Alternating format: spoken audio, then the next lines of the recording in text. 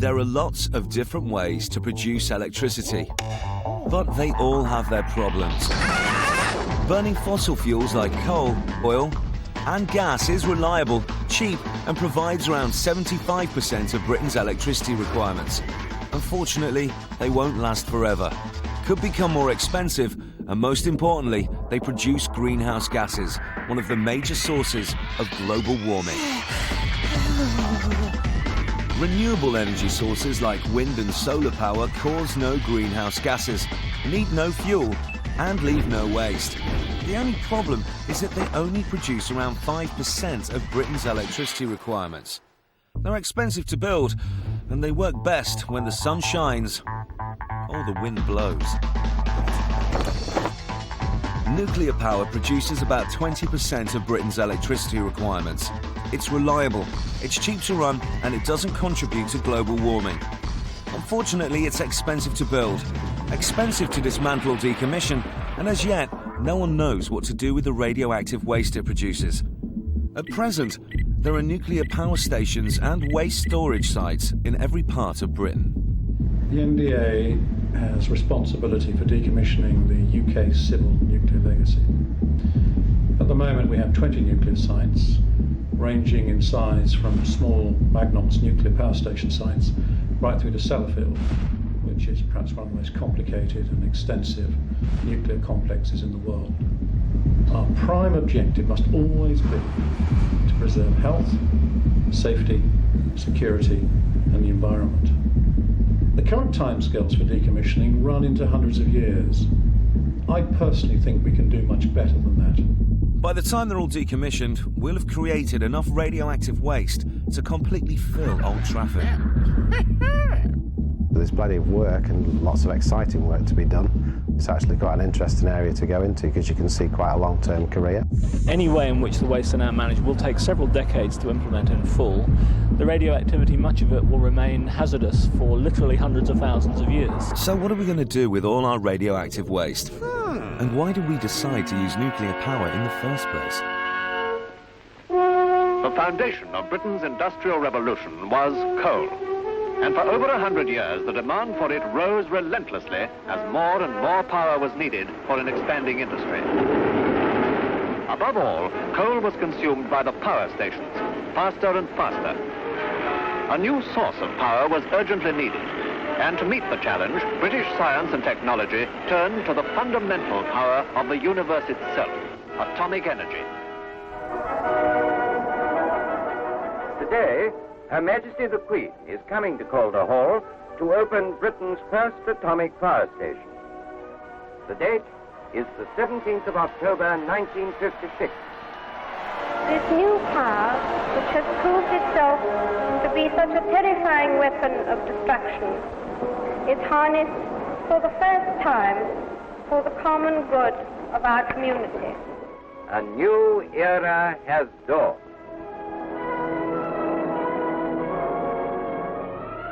We've been running the nuclear power plants and the nuclear operations for a number of years and gained an awful lot of benefit from those in terms of energy generation. They've supported nuclear deterrent, things like that. So we've got all this legacy waste that we need to think about how we deal with. This film will try to give you all the information you need to decide the best way to manage Britain's radioactive waste. But before you start, you need to know, where does radiation come from? Where does radiation come from? Radiation is all around us. It comes from the ground we walk on, the food we eat, the buildings we live in, and the skies above us. But it wasn't until the 20th century that we found a way to use radiation for medicine and industry. Atomic weapons proved that splitting the atom could produce new radioactive materials, radiation, and heat. Heat that would generate steam to drive turbines to turn generators to produce electricity. Over the next 40 years, there was a huge investment in developing nuclear power stations. An investment that led to real advances in science and technology. They had to work to tolerances of 0.002 of an inch. That is equivalent to the thickness of a human hair. This was something pretty powerful that people haven't seen before, and were pretty amazed with it.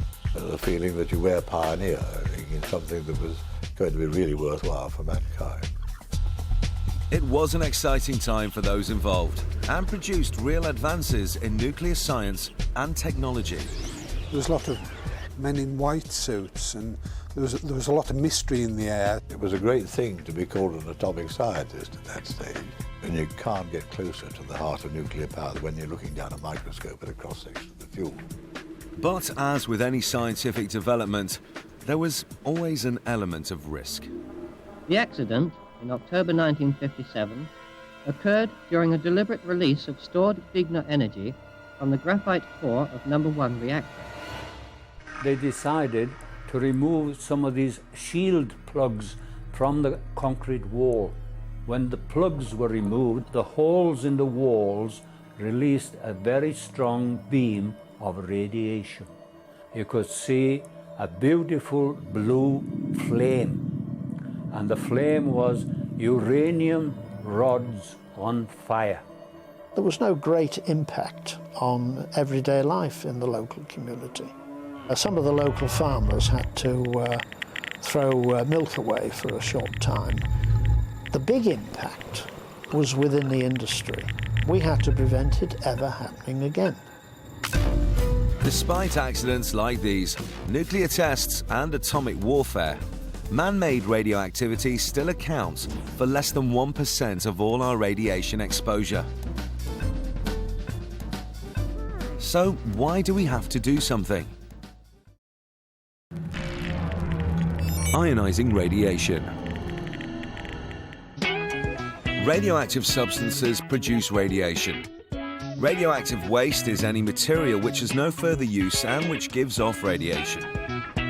An atom is the smallest particle of an element that retains its chemical properties. Atoms are composed of protons and neutrons, which make up the nucleus, with electrons in a cloud around it. Electrons are negatively charged, protons are positively charged, and neutrons have no charge. Each atomic nucleus of an element must have the same number of protons, although the number of neutrons can vary. Radiation comes from the nuclei of radioactive atoms, like uranium-238 or 235. Radioactive atoms are unstable, and when they break down or decay, they release ionizing radiation from their nucleus. If ionizing radiation hits the cells in your body, it could cause cancer or even kill you. In nuclear fission, neutrons ionize uranium nuclei and can trigger chain reactions. There are 3 main types of ionizing radiation. Alpha particles are heavy, positively charged helium nuclei, which are intensely ionizing but don't travel very far, even in air. They're easily stopped by a thin sheet of paper or by your skin, so they're only dangerous if they get inside your body. Smoke alarms use alpha radiation from americium-241 to detect smoke particles. Beta particles are fast-moving electrons. They're smaller and more penetrating than alpha particles, but can be stopped by just a few millimeters of material. Tritium produces beta radiation and is used for luminous signs and clock faces. Gamma rays are waves of energy and able to travel great distances through air. They are very penetrating and can only be stopped by thick shields of concrete or metal. The gamma rays from cobalt-60 are used for radiotherapy and sterilizing medical equipment. Why do we have to do something? When a coal-fired power station reaches the end of its working life, we can either leave it to rot or turn it into an art gallery. If we didn't decommission the nuclear facilities, then what would happen is the buildings themselves would start falling apart, the waste wouldn't stay in containment where it should be, you would start getting higher environmental impact, and equally from the government perspective as well, it would also start increasing the costs as well. We're in the control room in Calder Hall Power Station. Calder Hall was the first nuclear power station to open in the world. The station shut down in 2003 and we've now moved into what we call the decommissioning phase, the defueling of the reactors. The next phase involves removing as many of the hazards that are on site as possible. We go into looking at all of the buildings that are redundant, that we don't need anymore, and we can start clearing the site and demolishing those buildings. Demolition on this site is much the same as on any other site. The only difference is being that we are surrounded by nuclear facilities, so it makes it slightly more complicated. So what we do is we separate out the material into a number of categories depending on the amount of radiation that they've got and the kind of hazard that's associated with it. Why is radiation dangerous? When radioactive atoms decay, they release ionizing radiation. The rate of decay of the source is measured in becquerels. 1 becquerel is 1 radioactive decay per second. If radiation was rain, the number of becquerels will tell you how heavy the rain is. The amount of radiation you receive is called a dose or equivalent dose and depends on how long you're exposed for and the type of radiation you receive. Your dose is measured in units called millisieverts, and the number of millisieverts tells you how wet you've got. Before we actually go into the building, because this is one of the most radioactive places at Calder Hall, we're just going to use our machine to check the readings. The machine that I'm holding at the moment is pointing to 10 counts per second. That's a very, very low reading. That's the sort of reading you get in the streets of Cornwall or Aberdeen. On the top of the reactor, the machines for feeding in the uranium fuel elements and unloading them after use had been installed. We're stood on the reactor pile cap, that's the top of the reactor building at Calder Hall. The probe has special crystals inside it that can detect radioactivity. Each time that it detects 1 count, that's when you hear a little click on the machine. As you can hear, there's very, very little radioactive background.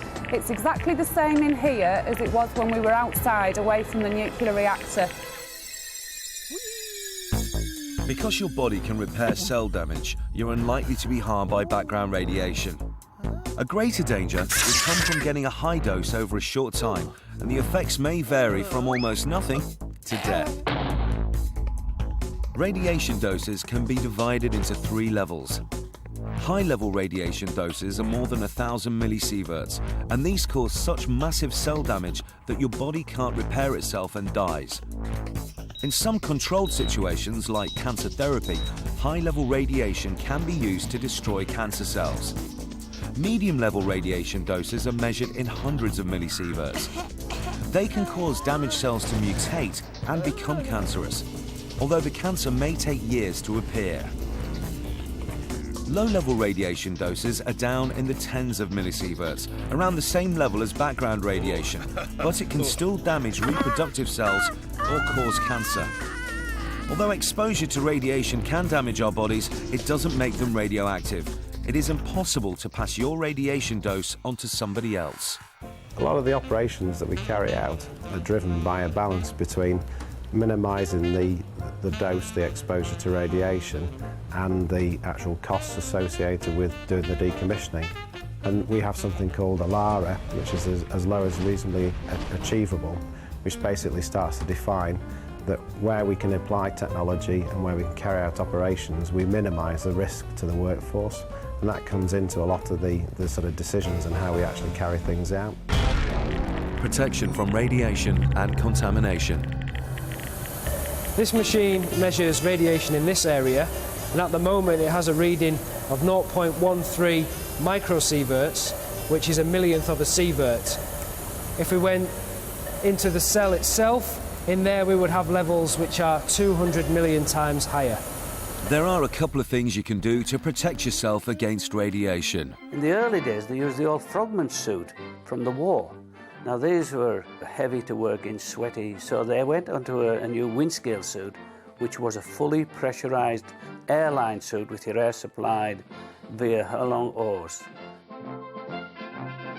The windscale suits, they, if you like, a Mr. Blobby. You just, they're full of air. They're great to work in because you can actually turn up the airflow. The first thing you can do is to shield yourself by putting something between you and the radiation. We need to protect ourselves through having shielded walls. We have 1.5 metres of shielded wall here. 1.2 metres of lead-lined glass, which protects the workforce from that extreme dose. So the thickness of the lead glass is calculated roughly on how much dose you would receive if you were to spend a whole day with your nose pressed up against the glass. The other thing you can do is keep your distance.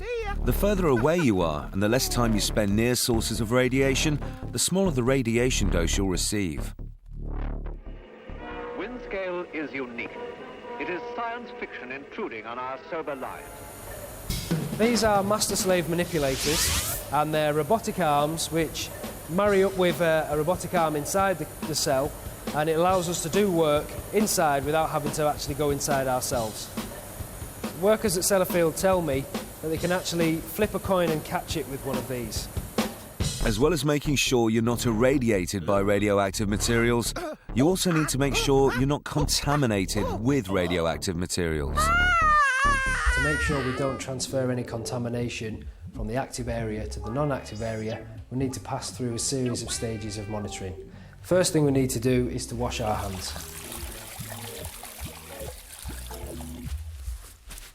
The next thing we need to do is to monitor our hands to make sure we have no contamination.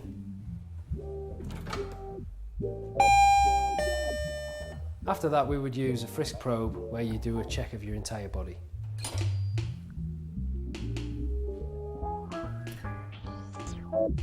This is the installed personal monitor, which will first check the front of your body and then the back of your body.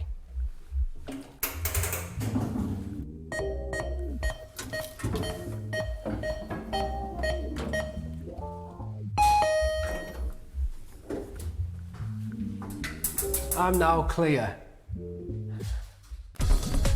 High, intermediate and low-level waste.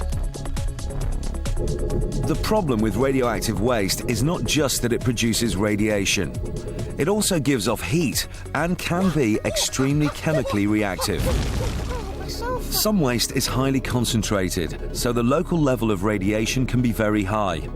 Because of this, radioactive waste is now divided into 3 types, based on how much radiation each produces and how much heat each generates. Most of Britain's radioactive waste is low-level waste, which is the coolest and least radioactive. High-level waste is the hottest and most radioactive, but fortunately for us, there isn't an awful lot of it. High-level waste is 10 times more reactive than intermediate-level waste. Intermediate-level waste is everything that's neither high-level nor low-level waste, like spent fuel casings and graphite from the reactor core. We have 2 types of low-level waste. There's compactable low-level waste. Examples of this are the protection PVC suits you'll see some of the operators wearing. The waste is put into the container as a big container, and then it is squashed down to the size that you can see. That's to save storage space. These here are called pucks, and then they're then stacked into big containers, and they're put into the low-level waste repository, which eventually, when it's full, will be landfilled. The other type of waste we have is what's known as uncompactable low-level waste. The uncompactable waste will be sort of like the metals and the rubble from the old buildings. Intermediate level waste, we'll be looking for things that have come out of the core that have actually been in contact with the fuel process. They go into this big stainless steel drum here, and then it will be filled with the concrete. That's to avoid any air pockets, to keep its shape, things like that. And this will be radioactive for a number of years. High-level waste, this is, for example, the actual fuel rods themselves after they've been used and discharged. They've actually been in the core itself and give off the highest levels of radiation. High-level waste is transported to a special plant where it is chopped up and then boiled in nitric acid until it dissolves. The sludge that's left is siphoned off, heated to over 1,000 degrees Celsius and mixed with glass beads before being cooled in special containers ready for storage. This is stored in a canister such as this, again stainless steel. On average, if one person used only nuclear energy throughout their life, this is the amount of waste that they would create. Packaging and storing high-level waste. The beeping you can hear is not a Geiger counter. It's just a continual reminder to all the operators working on the plant that all our alarm systems are perfectly operational. So this is where the high-level liquid waste enters the plant, and it's fed in through this pipe here into a large rotating furnace. And here the liquid is stirred over itself until it forms a powdery substance like coffee granules. We add glass beads, and the two are melted together at a temperature of around 1,100 degrees Celsius, and they fuse together. We can then pour those into a container in the pour cell below. Here we have the containers of the high-level liquid waste. So once they've been filled with the material, the containers themselves are around the 200 degrees Celsius mark, which is about the same temperature as a conventional oven. We need to swab the containers to make sure that there's none of that contamination present. To do that, we take a piece of equipment which looks like that, and a piece of felt like this, which is made of the same material that Formula One drivers' fireproof suits are made of. We would attach this to the swab, and then we'd feed this in, where a robotic arm would place that against the container, and we'd rotate the container past it in order to analyse the results. Before we can put a container into the store, we need to remove the plug from the floor. So we take what's called a gamma gate, and this is basically a protective shield which will provide the seal over the hole in the ground once the plug's been removed. Having done that, we bring the container in one of these shielded flasks called a product flask, and our 50-ton crane that we have in the roof here will attach itself to the flask and lift the flask onto the top of the gamma gate.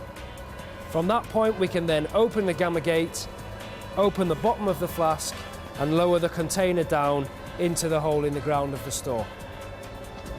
Although you can feel the heat from the containers, there's no radiation, and I can tell that from my dose meter.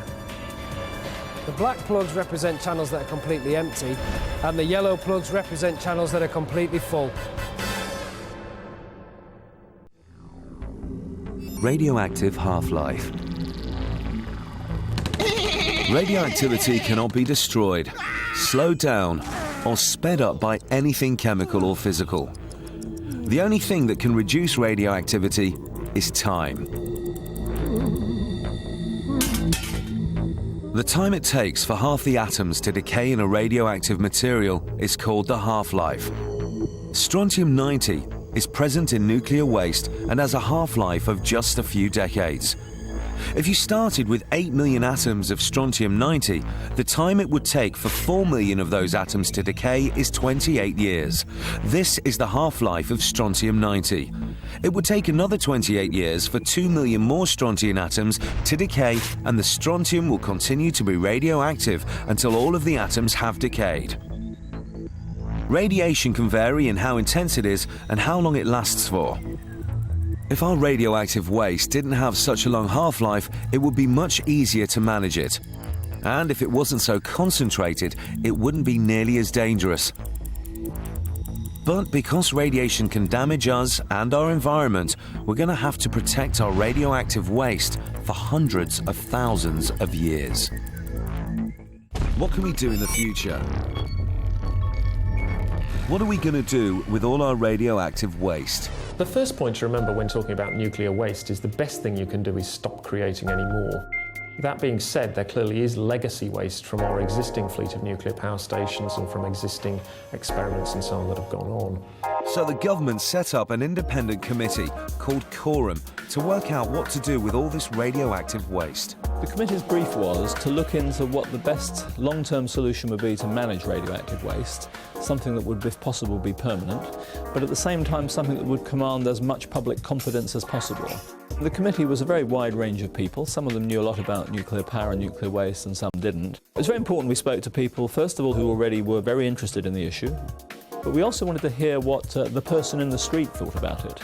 And we literally stopped people on the street. Places like Inverness, Manchester, Cardiff, London.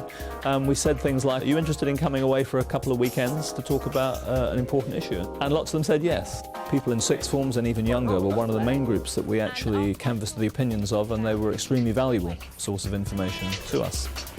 So, after listening to all these people, how did Quorum go about making its decision? One argument might be the right decision is one that leads to the best outcome for the majority of people involved. Another is that certain actions are unnatural and wrong and should not be done in any circumstances. And a third is that it's unfair for you to benefit from something that puts other people in danger. People have seriously considered firing it into space, so we looked at that. We looked at it putting under ice caps as well, and we reasonably quickly decided that these things really weren't going to work because the risks were obviously much too high. So we got down to something we called our short list of options, and really they were variations on two basic ideas. One is that you put things deep underground and make them as safe as you possibly can. And the second is to keep storing it at or near the surface for some quite long time. If they decided to put a waste dispository under this bungalow, I would have no fear about that at all. Everything we do, from any industrial activity through to just crossing the road, has an associated risk. The big problem is people judge risk on the basis of how often they do things. So very often people don't think it's very risky to cross roads because you do it so often. When we're actually considering safety cases, we have to think about all the things you would envisage that might go wrong, the things that could happen from human error through to technology not working, through to accidents, things like that. We have to take all those things into account in a safety case and put in an appropriate line of action. What do we do now?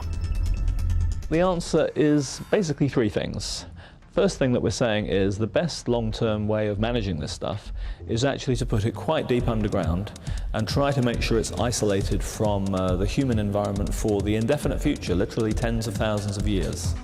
But that's quite controversial. We don't believe that the science and technology currently available is up to the job, and that's why we believe that above ground, monitorable, retrievable storage is the way to go until we've got a better answer. We have two other equally important things to say. One is that government has to make sure that it can safely store all this material for at least up to another 100 years.